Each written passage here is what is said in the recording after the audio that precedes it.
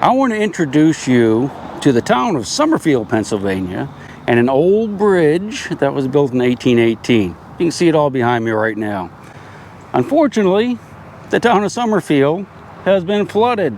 It has been razed. There's really not much left of it except a few foundations, and we're going to explore those to some extent.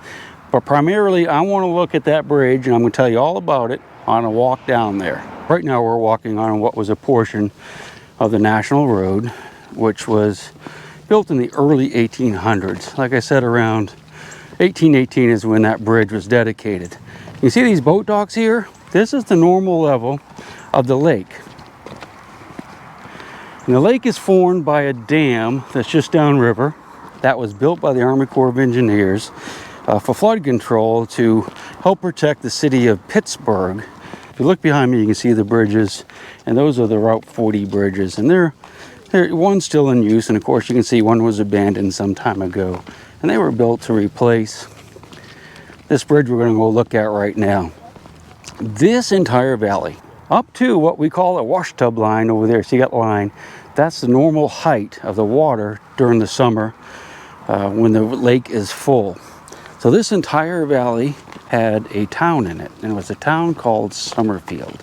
And Summerfield was thriving. There were lots of streets in here. They were lined by trees. There was a hotel. There were 150 some people living here. What happened is the Army Corps of Engineers decided they needed to build that dam. So they came in here in the 1940s and they bought the people out. They basically gave them some money, said, this is what you're going to get. We're going to bulldoze your house.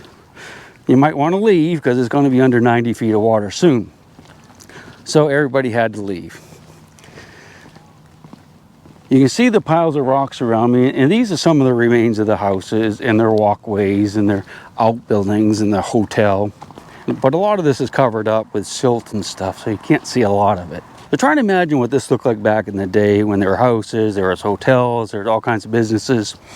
And it was just a thriving community. Now, the reason why this community is here, again, is because it was a main crossing point of the Youghiogheny River, and it has been, well, for thousands of years. Not far from here is a fording area, and by fording area, I mean it's an area where you could walk across the river, ride a horse across the river, and more importantly, you could take wagons across the river, because heavy wagon traffic would churn up the bottom, so you needed a place that had a fairly solid bottom and not too deep. So they used that fording area up until they built this bridge in the early 1800s. Now, what is really interesting about the fording area, which was called the Great Crossings, is that that is where General Braddock and his British Army crossed this river on their way to Fort Duquesne, which is now Pittsburgh. And they were going up there to kick the French out of the area because the British wanted control of it. Now, George Washington was with the Army when they crossed. This was like in the 1750s. It was pretty early history for the United States. He was an officer in the Virginia militia. He didn't have a well-defined role in the expedition. In fact, I do believe he volunteered just to kind of help General Braddock.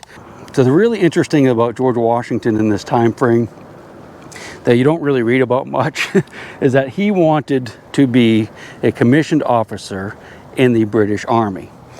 But the British wouldn't let him. They said, no, you just stay in the Virginia militia. That's good enough for you.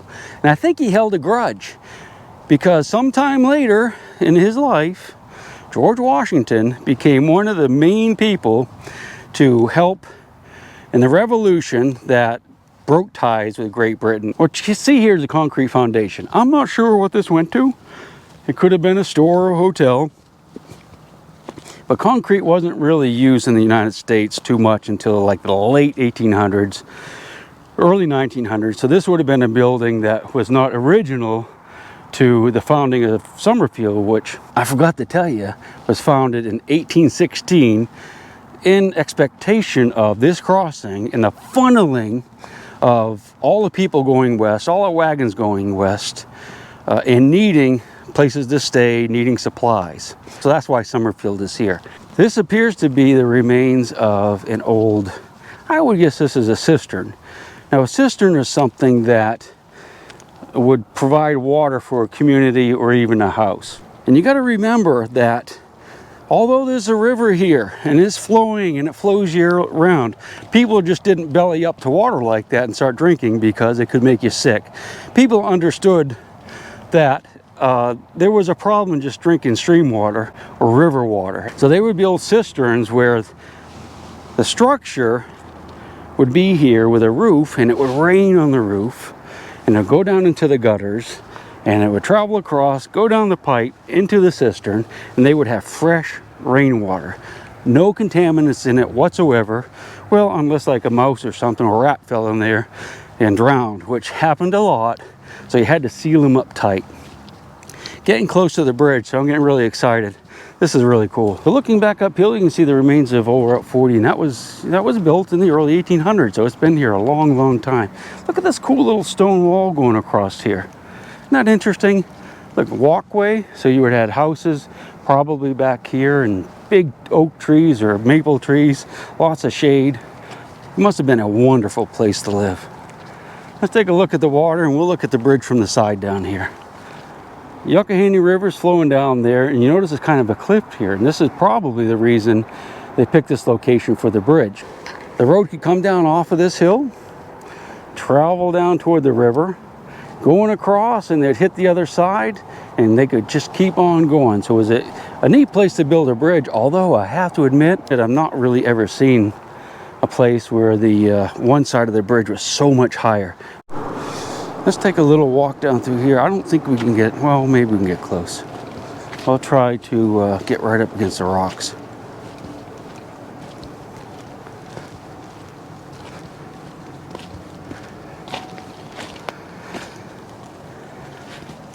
It's pretty slippery. So look at this. This is stone from the area. See how it's all placed together. That's really interesting construction.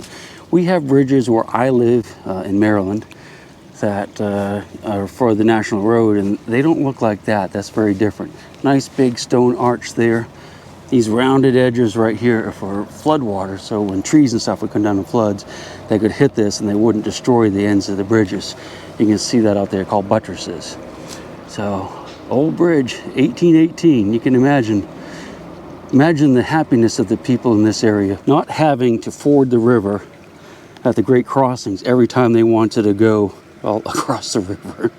So, pretty interesting place, isn't it? We can't go out on there because the Army Corps of Engineers have deemed it unsafe or unsound. So, unfortunately, we can't really look at the other end anymore. You could a couple of weeks ago, but so many people have come here over the last couple of months. In fact, I read recently that 80,000 people have been here to look at the bridge in the last 2 months. Can you imagine? Place must have been mobbed. They put these floats out here in case people fall in, which is, I guess, a really good idea. Let's look at the bridge from the other side.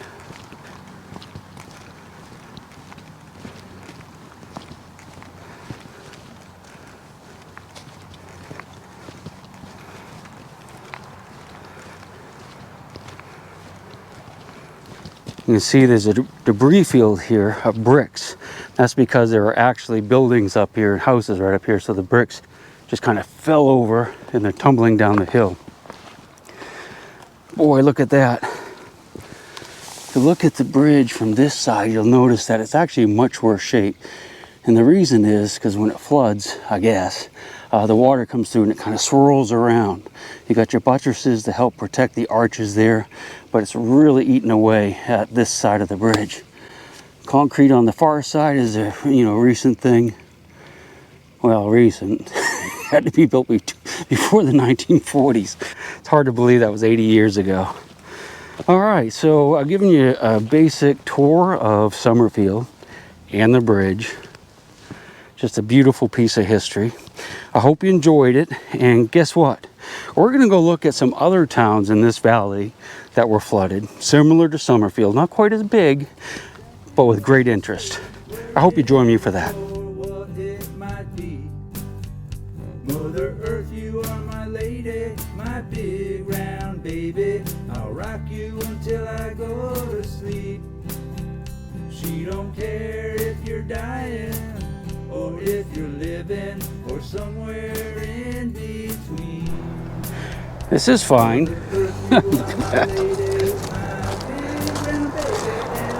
Isn't that crazy?